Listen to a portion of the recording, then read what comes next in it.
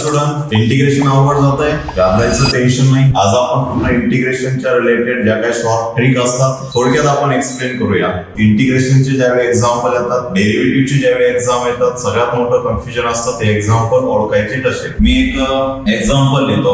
For example integration मध्ये log of x upon x. आता हे जे एक्झाम्पल ज्यावेळी येतं त्यावेळी आपण काय करतो, ते सुरुवातीला हे एक्झाम्पल बघणार, डायरेक्ट ते एक्झाम्पल कम्पेअर करतो आणि ते कसं सॉल्व्ह करायचं डायरेक्ट सुरुवात करतो. तर ही थोडीशी चुकीची मेथड आहे. आपण थोड्याशा वेगळ्या मेथडने जाऊया. त्याचे एक्झाम्पल सुरुवातीला आपल्याला आयडेंटिफाय करायचे असतात. एकदा टाईप आयडेंटिफाय झाला तर त्या टाईप नुसार आपण ते एक्झाम्पल सॉल्व्ह करणार. वन बाय वन आपण एक्सप्लेन करूया. एक शॉर्ट मध्ये त्याची प्रत्येकाची तुम्हाला एक ट्रिक सांगत जाईल. ती ट्रिक व्यवस्थित ऐका. ती ट्रिक प्रत्येक एक्झाम्पलला अप्लाय करायची म्हणजे तुमचं कन्फ्युजन होणार नाही. हे इंटिग्रेशनचं एक्झाम्पल नेमकी सॉल्व्ह कसं करायचं, त्याचं इंटिग्रेशन कसं घ्यायचं. तर सुरुवात करूया आपण इंटिग्रेशन. आता इंटिग्रेशन मध्ये टोटल 7 टाईपचे एक्झाम्पल आपल्याला बघायला भेटतील. 7 टाईपचे एक्झाम्पल हे इंटिग्रेशन वरती असणार. त्यामध्ये फर्स्ट असणार इंटिग्रेशन युजिंग स्टँडर्ड फॉर्म्युले, integration of composite function, integration of rational function, त्यानंतर using substitution, partial fraction, integral of the form आणि लास्ट जे आहे ते म्हणजे बाय पार्ट. एवढे 7 टाईपचे फक्त एक्झाम्पल असतात. मग आपलं कन्फ्युजन कशाला व्हायला पाहिजे एवढे 7 मध्ये, तर आपलं कन्फ्युजन जे होतं हे एक्झाम्पल आयडेंटिफिकेशन मध्ये होतं. काय एक्झाम्पल आपण आयडेंटिफाय कसं करणार किंवा एक्झाम्पल आपल्याला आयडेंटिफाय नाही झालं तर मग तिथून पुढे आपलं कन्फ्युजन चालू होतं का ते सॉल्व्ह कसं करायचं. ज्यावेळी आपण इंटिग्रेशन डेरिव्हेटिव्ह जो आहे सॉल्व्ह करतो, पहिली आपली स्टेप असते का ते आयडेंटिफाय करणे, कुठल्या टाईप मध्ये बसतं आणि त्या टाईप नुसार ते सॉल्व्ह करणे.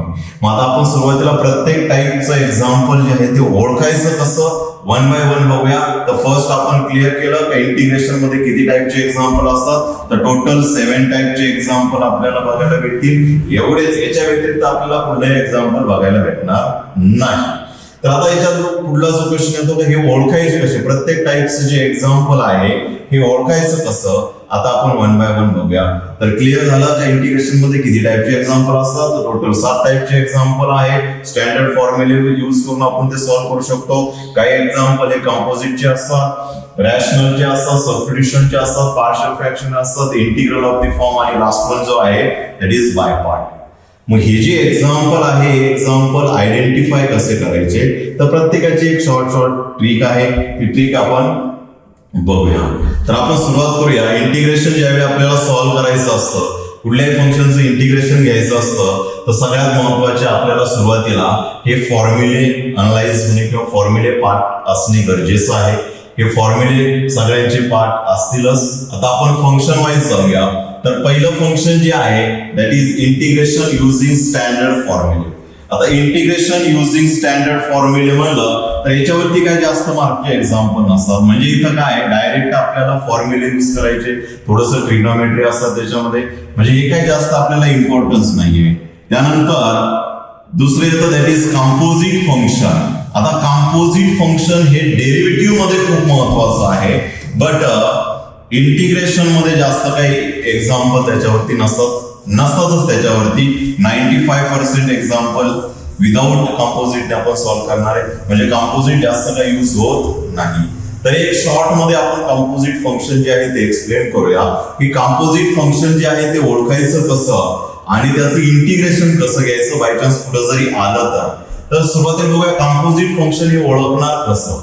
तर मी एक फंक्शन लिहितो, फॉर एक्झाम्पल साइन एक्स आणि त्याच्याच खाली मी लिहिला साइन 3x, त्याच्याच खाली मी लिहिला साइन लॉग ऑफ एक्स. आता याच्यात जर बघितलं तर तिघांमध्ये आपल्याला एक सेम टर्म दिसते, ती म्हणजे साइन. इथं पण साइन आहे, इथं पण साइन आहे आणि इथं पण काय आहे साइन आहे. मग यामध्ये फरक काय येतो, याच्यामध्ये जो फरक काय आहे तर बघा, पहिल्या फंक्शन मध्ये आपल्याला फक्त एक्स दिलेला आहे, दुसऱ्या फंक्शन मध्ये आपल्याला एक्सच्या सोबत एक कॉन्स्टंट दिलेला आहे 3, तिसऱ्यामध्ये काय दिलेला आहे एक्सच्या सोबत दुसरीच एक टर्म दिली आहे लॉग. म्हणजे याच्यामध्ये बघा, याच्यात जर आपण बघितलं तर याच्यात आपल्याकडे फॉर्म्युला जो आहे तो आहे फक्त साइन एक्स. मग इथं साइन 3x ला आपण तो फॉर्म्युला अप्लाय करणार का, तर नाही. आपल्याकडं फक्त इंटिग्रेशन ऑफ साइन एक्स हाच फॉर्म्युला आहे. मग याला आपण तो अप्लाय करू शकत नाही का? नाही. तर याच्यात वेगळं काय बघा, इथं एक्सची टर्म सिंगल आहे, इथं एक्सची टर्म सिंगल नाहीये. म्हणजे एक्सच्या सोबत जर दुसरी टर्म दिली असेल मग ती कॉन्स्टंट असू द्या, मग ती एकतर मल्टिप्लाय मध्ये असू द्या किंवा एकतर प्लस मध्ये असू द्या किंवा सबट्रॅक्ट मध्ये असू द्या, एक्स सोबत दिली आहे बट ती आपल्याला एक्स पासून लांब राईट करता येत नाही, सेपरेट जर करता येत नाहीये, अशा वेळी ते फंक्शन होतं कॉम्पोजिट. कॉम्पोजिट म्हणजे त्याला मराठीत म्हणतो आपण कंबाईन, एकत्रित. म्हणजे त्याच्यामध्ये एकापेक्षा जास्त फंक्शन असतात. मग असं जे कॉम्पोजिट फंक्शन आहे ओळखायचं कसं? तर सिंपल ट्रिक आहे. कॉम्पोजिट फंक्शन म्हणजे त्याच्यामध्ये मोर दॅन वन फंक्शन असतं. मोर दॅन वन फंक्शन जे आहे ते आयडेंटिफाय कसं करायचं? तर x variable is multiply with any constant. He trick त्यामध्ये लक्षात ठेवा. जर ते दुसरे टर्म सोबत जर एक्स असेल आणि तो एक्स तिथून बाहेर काढणं म्हणजे एक्सची सेपरेट टर्म करणं पॉसिबल नसेल तर त्यावेळी आपण त्या फंक्शनला म्हणतो कॉम्पोजिट फंक्शन. मग आता याचं इंटिग्रेशन कसं घ्यायचं? डेरिव्हेटिव्ह लक्षात ठेवा. डेरिव्हेटिव्ह मध्ये सगळ्यात महत्वाचं आहे उलट आहे. इथं डेरिव्हेटिव्ह 95% एक्झाम्पल हे सगळं कॉम्पोजिट वरती आहे, बट इंटिग्रेशन मध्ये जास्त काही युज होत नाही.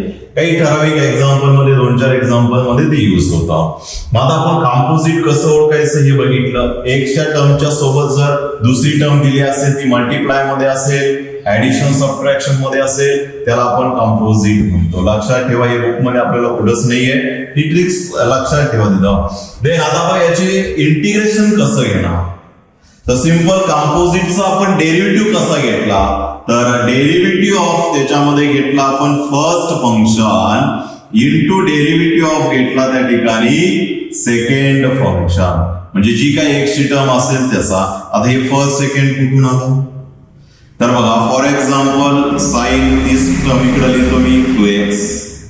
त्याच्यामध्ये बघा इथं x जर असता म्हणजे साइन x झाला असता तर आपण डायरेक्टली त्याचा डेरिव्हेटिव्ह घेऊ शकलो असतो. बट इथं पण आपण त्या ठिकाणी डेरिव्हेटिव्हचा फॉर्म्युला डायरेक्ट नाही यूज करू शकत, कारण इथं पण 2 आलाय म्हणजे हे कॉम्पोजिट आहे. आता कॉम्पोजिटचा डेरिव्हेटिव्ह कसा घेतला? तर ज्या टर्मच्या ऐवजी आपल्याला एक्स पाहिजे होता त्या होल टर्मला आपण यू पुट केला म्हणजे आपलं पहिलं फंक्शन तयार झालं साइन यू. जिथं एक्स पाहिजे होता त्याला आपण यू पुट करतो, तयार होतं आपलं पहिलं फंक्शन साइन यू. देन ज्याला आपण यू पुट करतो ते असतं आपल्यासाठी second function, that is 2x. Sine U 2x, दोन फंक्शन सेपरेट झाले. ठीक आहे, कॉम्पोजिटचं मिनिंग तेच असतं, एकापेक्षा जास्त फंक्शन एकत्र असतात. आपण काय केलं ते सेपरेट केले. सेपरेट केल्यानंतर त्यांचा सेपरेट काय घ्यायचा? डेरिव्हेटिव्ह घ्यायचा. डेरिव्हेटिव्ह ऑफ फर्स्ट फंक्शन म्हणजे इथे येणार साइन यू आणि derivative of second function that is येणार 2x.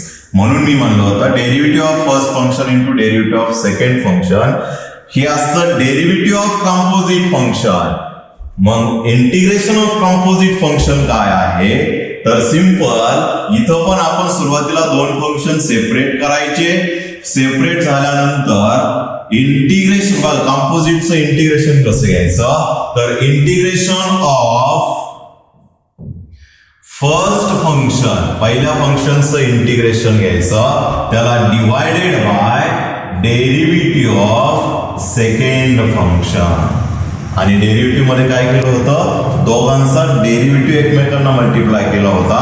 इंटिग्रेशन मध्ये पहिल्याचं इंटिग्रेशन घेतो आणि सेकंडचं त्याला डेरिव्हेटिव्ह जो आहे तो डिवाइड करतो. आता फॉर एक्झाम्पल इथं बघा साइन 3x जर आपल्याला इंटिग्रेशन घ्यायचं असेल तर कसं घेणार? त्याच्यामध्ये दोन फंक्शन कुठले? इकडे जे आयडेंटिफाय केलं तसंच sine you first function, 2x second function. मी आता काय सांगितलं? इंटिग्रेशन ऑफ फर्स्ट फंक्शन म्हणजे साइन यू, त्याला divided by derivative of second function म्हणजे 2x. आता साइन यू चं इंटिग्रेशन घ्यायचा minus cos u divided by 2x चा डेरिव्हेटिव्ह येणार 2. यामध्ये लास्टला यू ची ओरिजिनल व्हॅल्यू पुट करून द्यायची. यू कशाच्या ऐवजी पुट केला होता आपण? 3x चा, म्हणजे minus cos of 3x divided by इथे किती येणार 2x. आता या ठिकाणी 3x घेतला होता, आता इकडे आपण 2x घेतला होता. काही असतं त्याच्यामध्ये ट्रिक लक्षात ठेवा. याच्यामध्ये sine you first function, 2x second function. आता इथं 3x होता म्हणून 3x हे काय झालं सेकंड फंक्शन होईल, म्हणजे इथं डेरिव्हेटिव्ह येणार आपला 3 येणार. Derivative of first function into derivative of second function हे डेरिव्हेटिव्ह मध्ये, आणि इंटिग्रेशन मध्ये integration of first function divided by derivative of second. हे झालं composite function. Composite function integration मध्ये एवढं काही महत्वाचं नाहीये, पण तरी पण लक्षात ठेवा. एखादं एक्झाम्पल जर आलं तर आपण ते